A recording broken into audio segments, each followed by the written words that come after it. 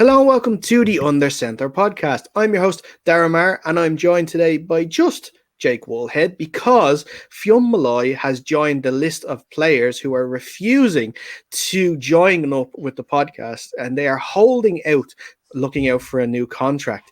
Now, Jake, it seems as though Fionn is making sure he doesn't get injured on the podcast before he gets his first big deal. Yeah, that doesn't surprise me. You know, Fionn's a bit soft-headed, so it's good to get him out for one podcast. Let him have his own thing. He can do that little diva thing he likes to do, and then inevitably sign a $0 contract. Well, $0. Well, we can't offer him trays of cans because he doesn't like Guinness, for the only Irish person I think that doesn't. So it'd have to be boxes of Heineken or something like that. Maybe we'll give him maybe 2, maybe 3 boxes a year, something like that. Yeah, a year sounds fine, I think. Yeah, maybe a bottle a month or something. A bottle of podcast there. We'll do it that way then. He'll be itching to get so many more shows done during the week. But on today's show, we are continuing our off-season series, and we're actually going to be talking about the Miami Dolphins. And joining us today from the Dol-Fan UK Podcast is Lee and Simon. Lee, firstly, how are you? Yeah, doing really well. Thanks for having me on, and I'm sure I'll speak for Simon as well. Thanks for having us on. Yeah, this could be a long one because we can talk about the Dolphins all day. Excellent stuff. So we'll just hang back. You know, I've got a Guinness here beside me. So if you two want to talk, we can have an impromptu Dol-Fan podcast on the Under Center podcast, and we'll just sit here and enjoy with you guys. Sounds good to me. It's interesting, guys, that you've got one of your colleagues who's holding out the podcast because it became apparent today that Xavier Howard is effectively holding out of training camp at the moment due to a contract issue. So it's maybe Xavier Howard can follow the example of your colleague and have a few beers and get over it. Don't worry, Simon. That's all coming up. I'm sure if the Dolphins could offer him a couple of crates of beer a week, they'd give it to him, no bother. You know, somehow it would go like 7 million against the cap or something like that because, you know, caps are mitts and they can do whatever figures they want. Well, we'll get into that in a second. Before we do, if you are watching us on YouTube, can you please make sure you hit that like button and comment underneath what you think of the podcast so far, if you agree or disagree with any of our points, because that helps, of course, our algorithm. And also subscribe to the Under Center Podcast on YouTube because that's where you find the show each and every week. Alternatively, that is also where you will get highlights of the show. So if you don't have time to watch the full show, there's some snippets there for the best parts that you can tune into instead as well. If you prefer the audio side, just go to wherever you get your podcasts, search Under Center Podcasts. That's where you'll find us, and you'll get our show each and every time we upload a new one.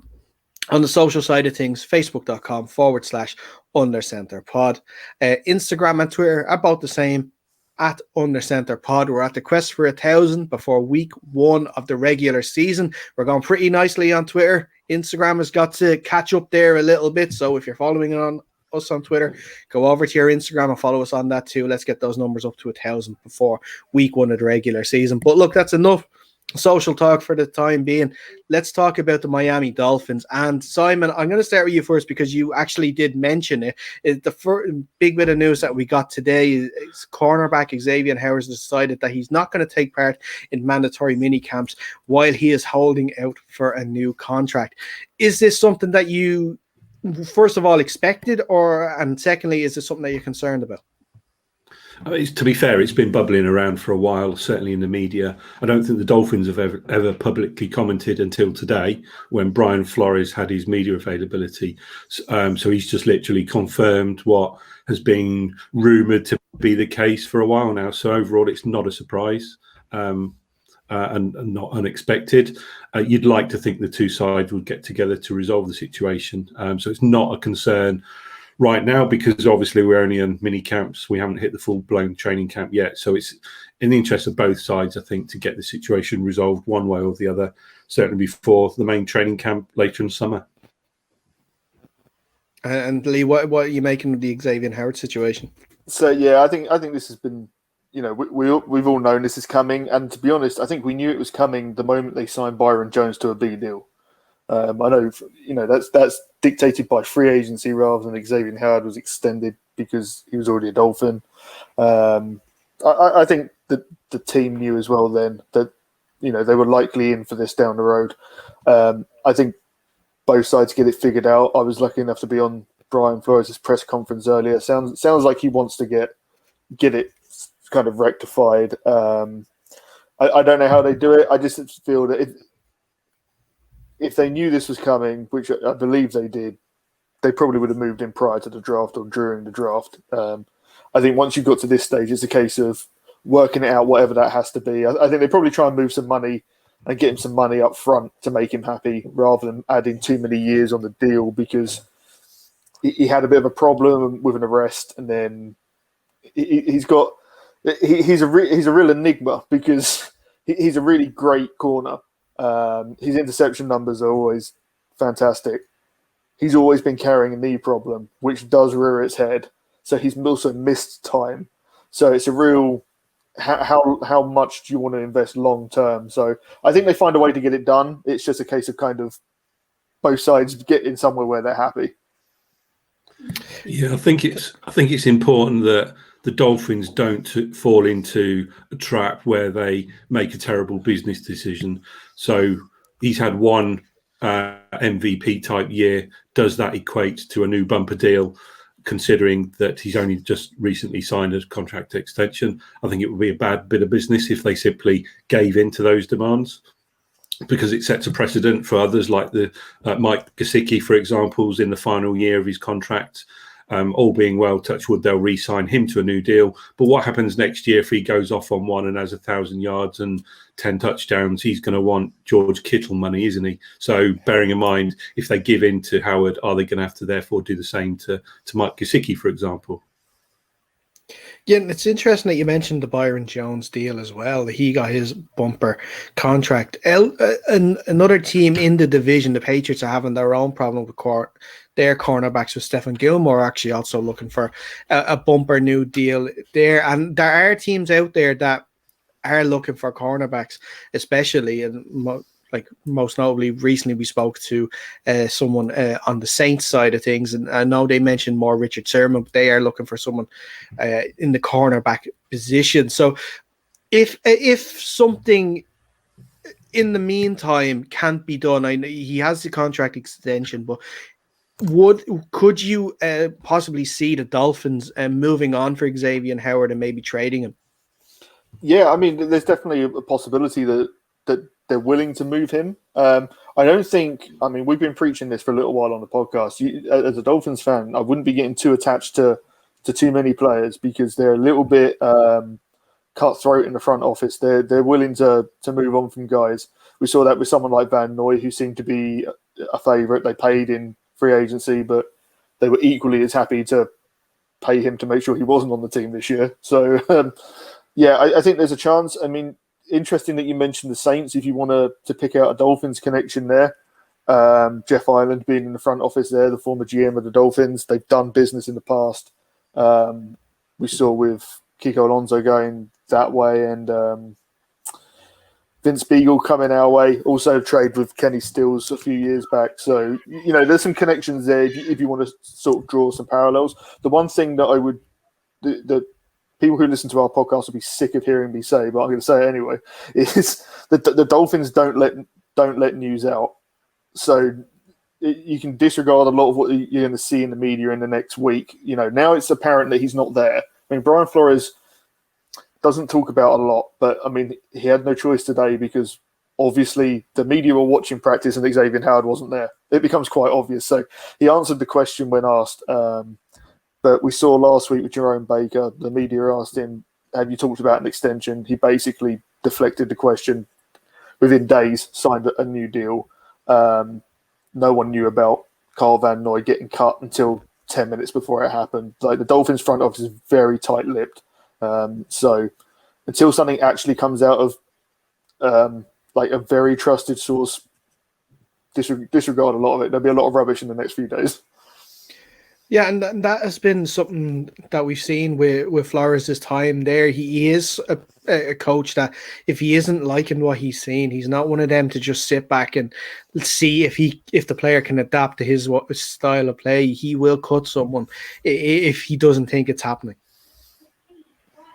He will actually, and it's not just players that applies to. It also applies to the coaching staff as well, because we're coming up for his third year as the head coach, and already we're on our fourth, if you include this year when there's a dual responsibility, offensive coordinators, and we've had multiple changes along the coaching staff over all the time since he's been here. So it's not just players where they can be seen to be ruthless. It's coaching staff. If something doesn't work, they'll rectify it, and it doesn't matter who the name is. They just want to do what's best for the team. And it's funny. Sorry, it's funny, isn't it? After Brian Flores' first year, I think as fans we were happy that the team won 5 games when everyone predicted we wouldn't win a game. The offense at the end of the year really seemed like it was kind of hitting a bit of a rhythm. You're like, okay, it looks like they've got something to build from. Then the second day after the season ended, boom, offensive coordinator's gone. You're like, we're moving on. And you're like, that's a bit of a head scratcher. Replace him and win 10 games. So obviously there's a lot more talent, but, yeah. Yeah, well, we'll have a look, and we'll come back to that in a second, because I actually want to speak about the schedule release that we had a few weeks ago, because you're starting off with the Bills at home in your first game. You've actually got one of the latest buys in the season this year as well. Tying in with that, you are not you are, because the team are going to be coming over to London to face the Jaguars as well. How are you feeling about the scheduled release this year, and are you happy to see the Dolphins back in London playing again? I'll start with Simon first. Yeah, I mean the schedule's a bit of a mixed bag, if I'm honest, because we've got a pretty much I haven't got the schedule in front of me, so I'm thinking off the top of my head, but I do know we've got a pretty much a difficult start. And if they don't get into a groove early, they can find themselves in a bit of a hole with some difficult opponents. I'm just trying to get it up now. They've got the Patriots away, which is never an easy game. Bills at home, away at the Las Vegas. Then they've got the Colts and the Buccaneers leading into the Jags game in London. So in theory, they've got on paper what looks to be a really tricky start. Having said that, though, the end of the schedule is really, really favourable. I think they're on the roads, I think once in about 2 months, once they've finished that London trip, and you include the bye in that time period as well. So they do have a favourable finish to the schedule. So if they do find themselves in a hole early, they've certainly got a decent enough schedule after that to climb out of that hole. With regards to the late season bye, that's by choice and by design, I think, rather than taking a bye immediately after the London trip.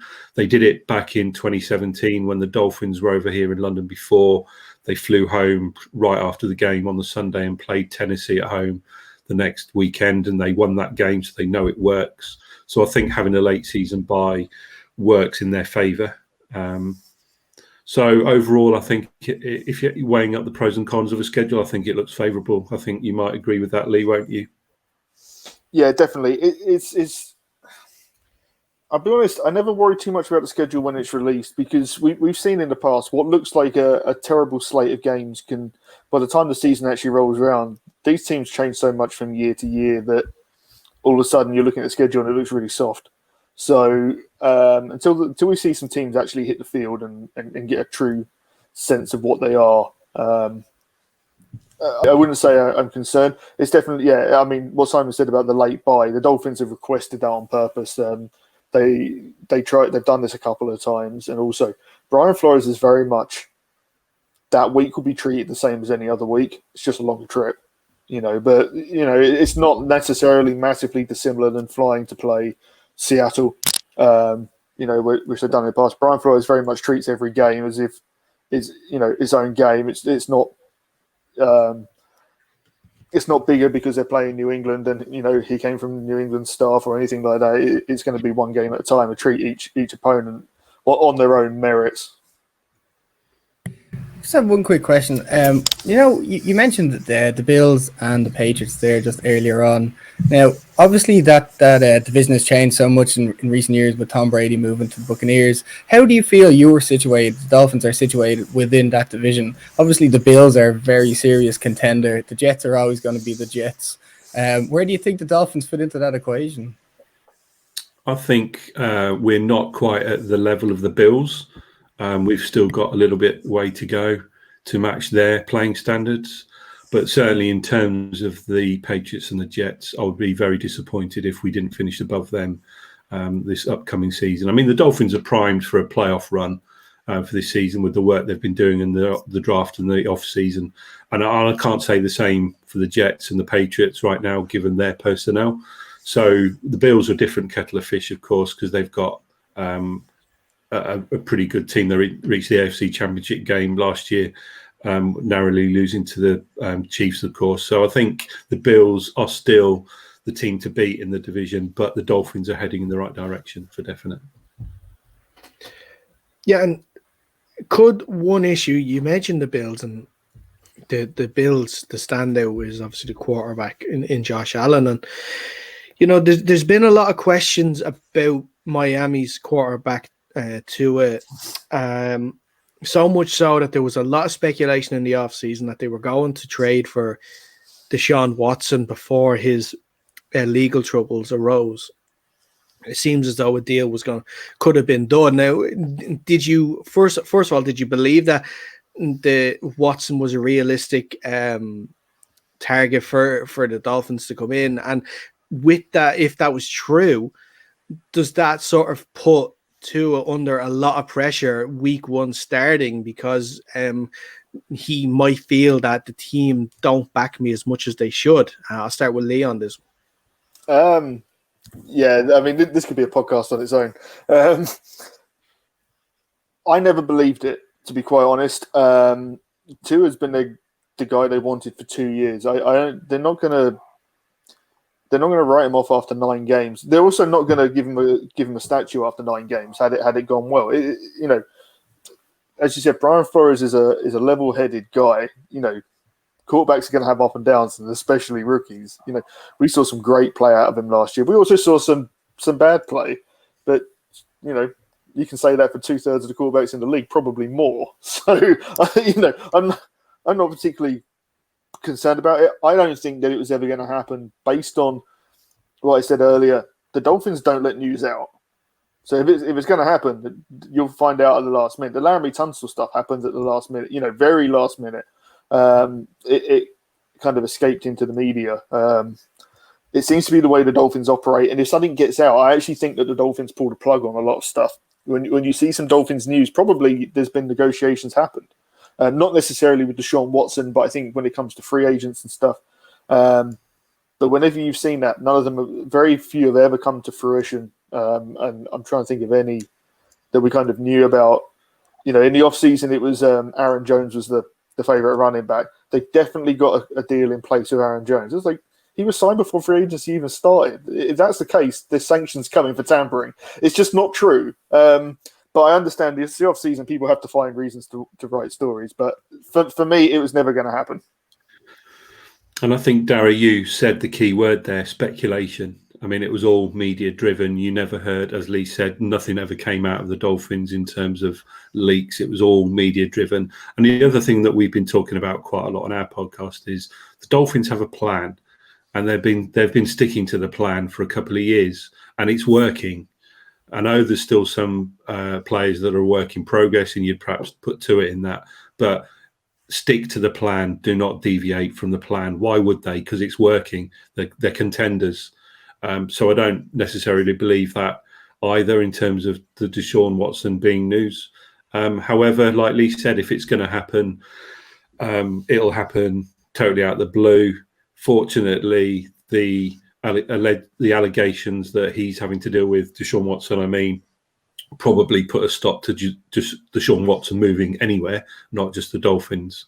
So a lot of teams were banking on having that capital to be able to trade for Deshaun Watson. And of course, the Dolphins now have lost a lot of that capital already in in the draft. But interestingly, they did trade with the 49ers and acquire additional picks, including an extra first rounder in 2023. So they are one of the few teams that do have that draft capital. I think them and the Eagles have perhaps the most in the NFL. So I don't think for 1 minute it was ever close to being happen, but you just never know what's going to happen in the future, of course. I think Simon hit a really good point there. Sorry, that when you think back to the draft, all the Deshaun Watson news came out prior to the draft, and really in the sort of the latter stages of the build-up. So after we knew who all the prospects were and everyone had declared, and before the draft itself. And I think the important thing to realize is the Dolphins were picking third, and picking a wide receiver or a tight end at 3 doesn't make headlines, and the media need news, and quarterbacks make news. Now, as soon as the Dolphins traded out of that third pick, the talk about Tua stopped. I think it was all very media driven, and people need to get people to watch draft stuff. I'm guilty of it. Every time I saw it pop up, I've got to see what they're saying about Tua now. But at the same time, it's like, we're in a position where quarterbacks are going. But as soon as San Fran traded into that spot, it's like, well, they're after a quarterback, so all the news is focused on them, and it's no longer about Tua. So. Well, if it's no longer about Tua back in the draft, let's just make it a little bit about Tua right now. Obviously, last season it was a little bit tumultuous when starting games, getting benched for Ryan Fitzmagic, kind of little roundabout that we had going for a while. And then even the reports that are coming out this week and today about, he's just having a bad start to camp. I know it's just camp. Again, it is all speculation, and this is the time where you take the chances and do kind of the mad plays and stuff. But is there any kind of concern on your side? Is Tua the guy? Is there something you can do to move him, maybe move on to someone else? Or are you happy with sticking with him for another 2 years or whatever it is until his 5th year option, and then see where you get at that end?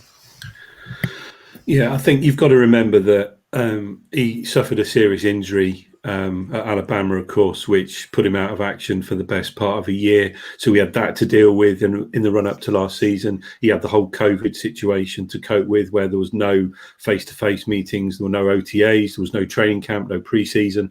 So we had all of that thrown into the mix on the back of a serious hip injury. Yet the guy still won 9 games. So all things considered, I think he did pretty well. Yes, there were some games where he didn't play particularly well. The ones at Vegas and Buffalo spring to mind. And he was yanked at Denver as well in favour of Fitzpatrick.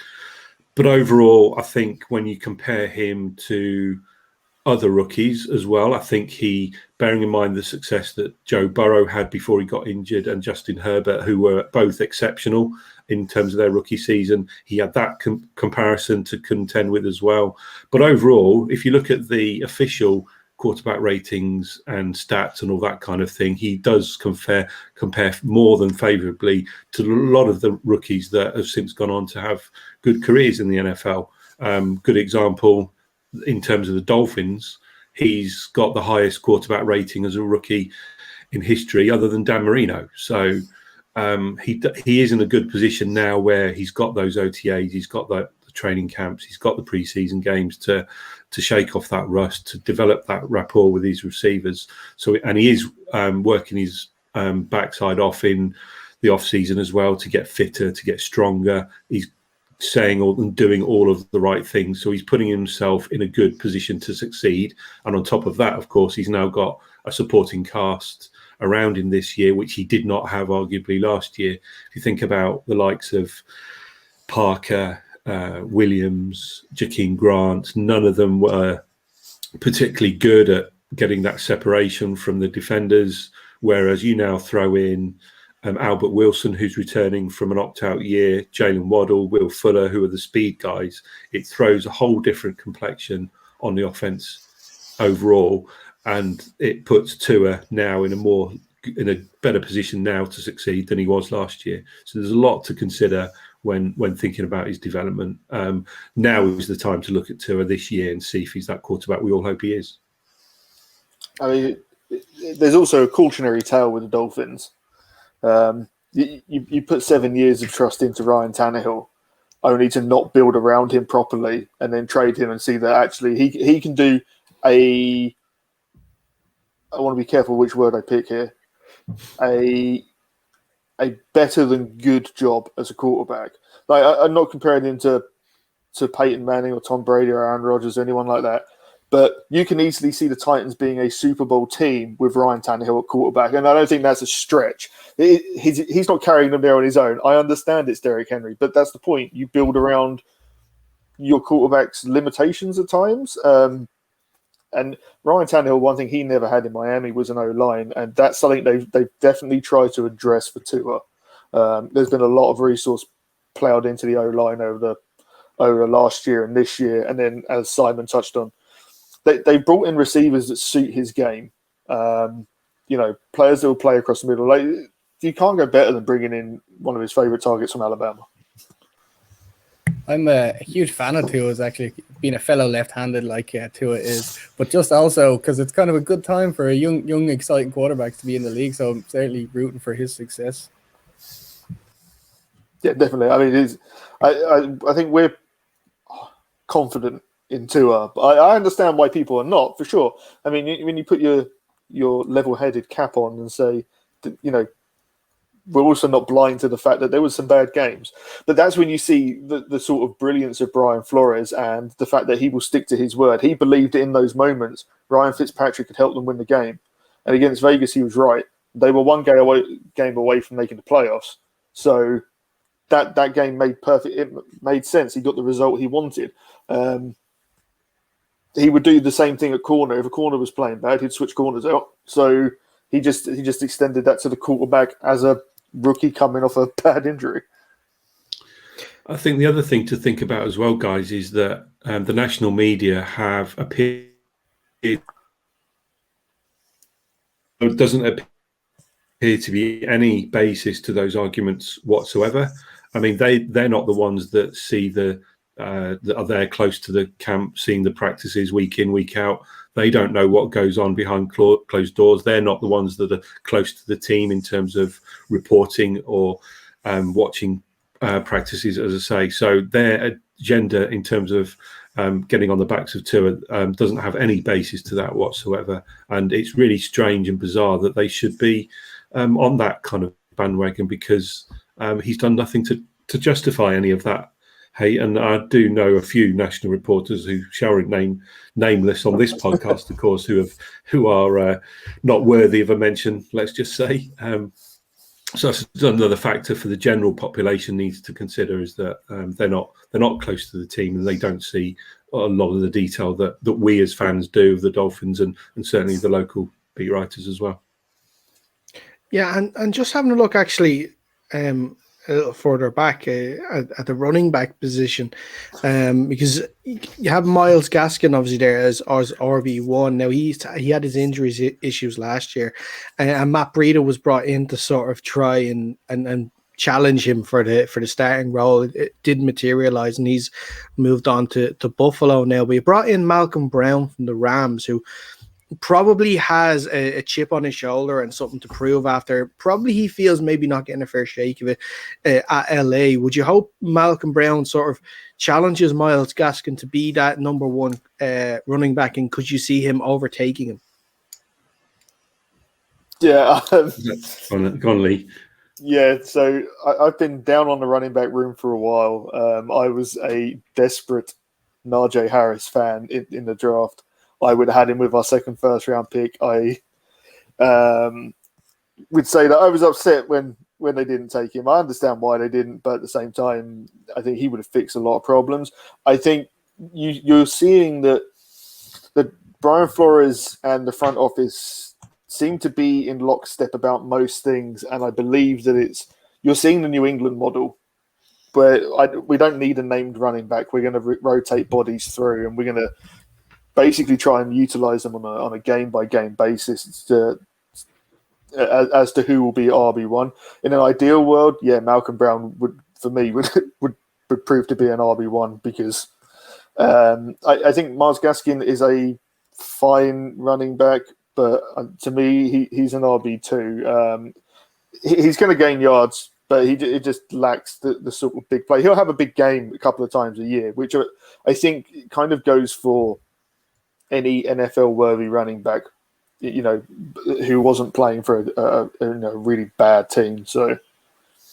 Yeah, just to add to what Lee said, actually, if you think I know they didn't address the running back position in free agency other than Brown and the draft, they did select Jared Dokes in the later stages of the draft. So they didn't get that guaranteed RB1 that everybody hoped they would.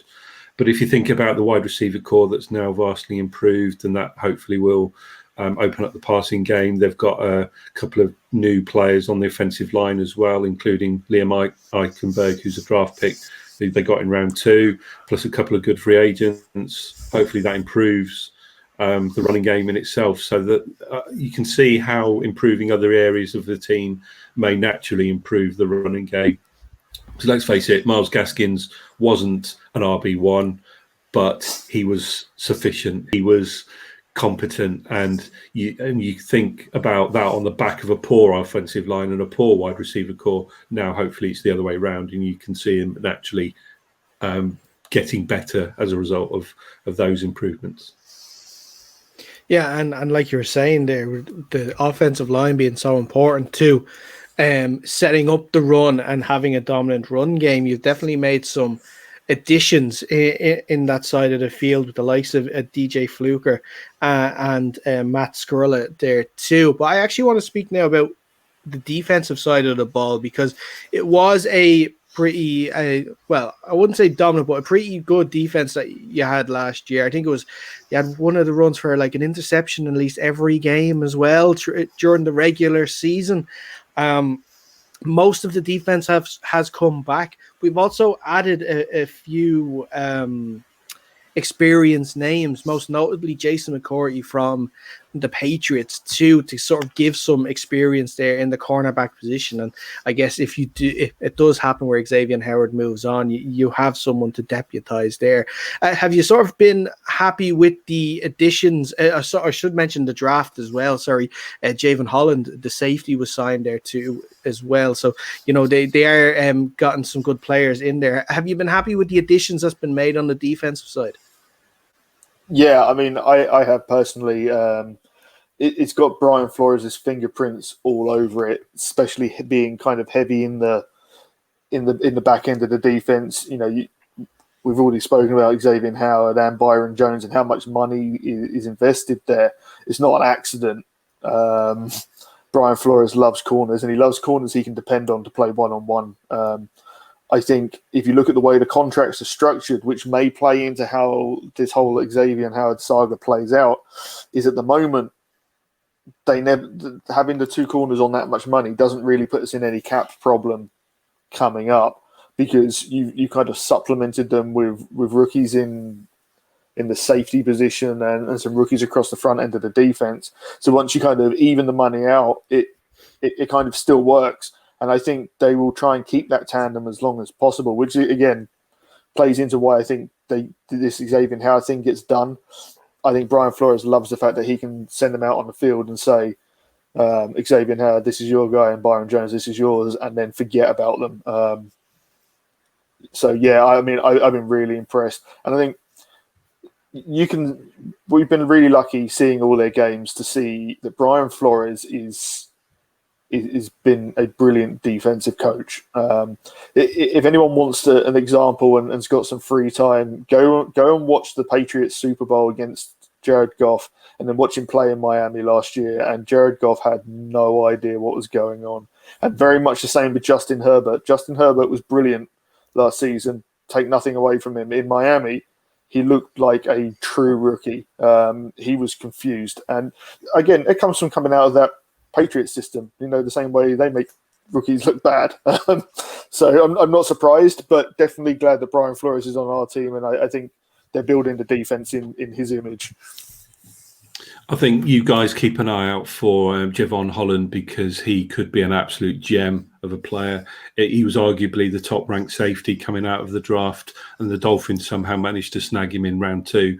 He can be an absolute star. He's an awesome player. You've got Noah Igbenogany, of course, who's coming off a rookie season, and a very difficult rookie season, have to admit. But hopefully, again, if Brian Flores has got the confidence in his coaching staff that he can coach him up and and enhance his development, then he's one to watch as well. And you've got the likes of Justin Coleman, who they've signed, who's another cornerback, and obviously Jason McCourty as well. So you thought the Dolphins were pretty good last year at defense. Then, with the exception of Bobby McCain, who's gone, they haven't lost any, and Van Noy, they haven't lost anyone of any note, and only enhanced the reputation of that defensive back core that Flores is building. Yeah, and sorry, go ahead. Just one other thing. I think you can see with Jason McCourty being brought in is someone Brian Flores trusts and knows. He's already mentioned that he's going to play him at safety, that he's actually going to be a position convert, and then just to kind of further that connection with ex-Patriots players. Eric Rowe's been brilliant since he's been a Dolphin, played under Flores in New England. These are guys that he trusts to implement the system and to make sure they're well organised. I think for the most part last year, with the exception of the Buffalo game to end the season, the Dolphins' defence never looked out of sorts. I mean, they played brilliant against Kansas City. They played brilliant against a lot of teams. But to be fair, everyone played bad against the Bills. That was just a horror show of a game. Just wanted to add, going into that Bills game, actually, the defense was ranked number 1 in the NFL in terms of points, and that streak of turnovers that you mentioned earlier, Dara, I think is still ongoing. I think they got a turnover right near the end of that Bills game. In fact, it might have even been on the very last play, if Lee, maybe correct me if I'm wrong there. So that game, that streak now stands at well over 20. In terms of consecutive games with a turnover. So just a couple of things to highlight there with regards to just how good that defense actually is. So finally now going into the 2021 season, we didn't touch on it, but the Dolphins are probably one of the most unluckiest sides not to reach the playoffs. You know, they had the record to make the playoffs, but with 10-6 last year, I believe the record was, and just missed out on the wild card spot. I'm guessing, is the minimum expectation this coming season to make the playoffs? Yeah, absolutely. I mean, they're putting themselves in a prime position now to make a run at the playoffs this season. Just going back to last season very quickly, you mentioned about they didn't get in the playoffs with a 10-6 record. And as we got to the end of the season, I did a bit of analysis around 10-6 teams that did not make the playoffs. And I think I worked it out, the odds of not making the playoffs with a 10-6 record stood at something like 0.03%. So it's very, very unusual for a 10-6 team not to make the playoffs. And of course, it just so happens it was the Dolphins that suffered this time. So I think you can, and that was with an extra team in the playoffs as well, don't forget. So it's even more unlikely that scenario was going to present itself. So overall, I think they're definitely in a better position now than they were last year to make a playoff run. So if really depends on obviously a lot of things out of their control, like form and injuries and stuff like that. But all things considered, all things being equal, I think if they don't make the playoffs this year, then they could consider themselves underperforming for sure. Yeah, I completely agree. I mean, there'd have to be some exceptional circumstances for them to have a legitimate reason to not make the playoffs. I think, to speak for all of us, to say we believe the team is better than they were last year, that they've plugged some holes. Yes, they've lost some names like Carl Van Noy, but I think they've replaced him with someone they feel is a better fit on the team in a Bernard McKinney. And a Jalen Phillips. I think they believe that is a net gain over having a Van Noy on the squad. So, yeah, I mean, making the playoffs. But I don't necessarily think that also means a massive jump in wins. I mean, if they win 11 or 12 games, I think we'd be just as happy because obviously we're playing a few more division winners and stuff with the way the schedule's set out simply by finishing higher in the division than we did the year previous. So, you know, if teams play the way they expected to, I don't necessarily think it means they're a 14 or 15 win team. They could just be a 12 win team. But yeah, I think playoffs is kind of the goal, no matter what the record is. Okay, I just have one more question before we go, and I have to ask it because our co-host Fionn isn't online. I was going to say, if you could chalk one matchup next year as a win, or this year, should I say, who would it be against? Personally, I'd go for a win in London. The Dolphins don't have a particularly good record in London. They've played there 4 times. They've lost 3 times. Each time they were the home team. The only game they won was when they were the away team against the Raiders. They're the away team this year. So if there was a must-win game, personally, I'd like to see the Dolphins win in London. This is a really difficult question because every time I've seen them play Baltimore, we get absolutely smashed by Baltimore, and it's just embarrassing. And it always seems to be on national TV for some reason. So, I mean, you could definitely go there. Just having a quick scroll through. I think the one I've got to pick, though, is 2nd of January. Cannot lose to the Titans because the Ryan Tannehill, Tua Tagovailoa stuff in the news, and especially being near the end of the season, will be an absolute nightmare. So, yeah, I need them to win that game. One matchup to bring to your attention that could look a bit mouth-watering on paper is the Patriots away at the Dolphins at the end of the season, where you could see Mac Jones versus Tua, 2 former Alabama quarterbacks facing off. And hopefully you'll put to rest the argument once and for all that Tua is better than Mac Jones. Before we let you go, guys, we just need to know, if for anyone that's interested, where can they find your show and where can they find your socials? Yeah, we're part of the First and 10 network of podcasts. You can find us there if you search for First and 10. But on Twitter, we are at Dol-Fan UK _pod. So check us out. Excellent stuff, guys. Thanks so much for taking the time to speak to us today. We really appreciate it. We hope if you are available to have you back on, if not some point before the season, definitely during the year. I'm going to pencil you in for the day after December the 5th, after you beat the Giants. Okay, it's been awesome. Thanks for having us on, guys. It's been really good. Really honoured to be part of the show. So thank you. Yeah, thanks for having us on. At any time, we'll come on, and we might even, if contracts have been sorted, bring our third host with us. Grand, yeah, we might bring our third if we can get him sorted out in time too. If he accepts our latest contract offer, but if not, maybe we can negotiate a trade. Possibly. I don't know whether what you'll do with a Washington fan, but you can tell him how good Fitzpatrick is and let him believe that for the next 6 months or so, that it's going to be Fitzmagic instead of Fitztragic. But look, we'll see how that goes. But guys, before we go, once more, if you haven't already, please like this video and subscribe to the Dynamo Podcast Network on YouTube. That's where you'll find the full show and highlights of the show too, if you don't have the time to watch the full show. If you prefer the audio side, just search wherever you get your podcast, Under Center Podcast. You'll find us there. For a few people that have been asking recently as well, more on the American side of things, if you're looking for us, we spell center ending in R-E, the correct way of spelling it, not E-R like they do, like you guys do over there. Instagram, Twitter, the exact same, at Under Center Pod. You'll find us there. Jake, thanks so much for coming on in. Thanks for having me on, as always. And that is it for the show this week, guys. We will be back again soon with another team's off-season needs so far. But until then, stay safe, and we'll see you soon.